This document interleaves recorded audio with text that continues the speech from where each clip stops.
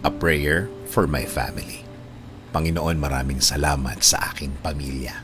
Maraming salamat at lagi silang andyan. Sila po ang aking inspirasyon, ang aking lakas. Sila po ang nagiging kakampi ko sa mga pagsubok ng buhay. At laging nakaalalay kapag kailangan ko ng suporta. Lord, kasama po ng aking dasal na ito na mas mapalapit sila sa iyo. Mas makilala ka nila.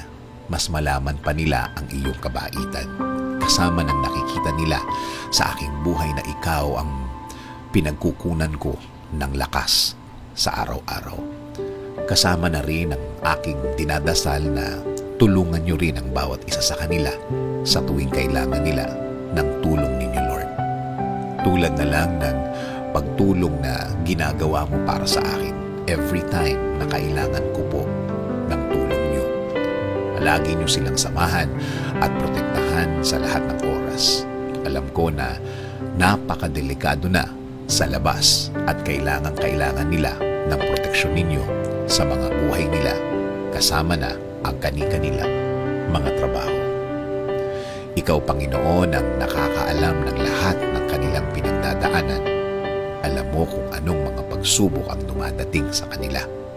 At alam ko, Lord, na ikaw lang ang makakatulong at makakasuporta sa kanila dahil alam mo ang kani-kanilang mga buhay.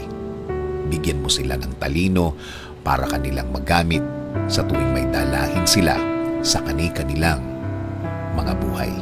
I-remind mo sa kanila na ikaw lang ang panggagalingan ng mga bagay na ito. Mga tulong na ikaw lang ang makakaprovide. Tulungan niyo rin po ang pamilya kong may pinagdadaanan sa kani-kanilang araw. Mga taong ayaw magsalita tungkol sa kanilang mga problema at nagdesisyon na lang na manahimik na lamang and decided to keep it to themselves. Panginoon, alagaan niyo po ang lahat ng magulang, kapatid at lahat ng miyembro ng pamilyang Pilipino. Patuloy niyo kaming ilayo sa lahat ng uri ng sakit. Ilayo niyo po kami sa lahat ng uri ng masama. Manatili po sana ang inyong peace sa aming mga puso at isipan.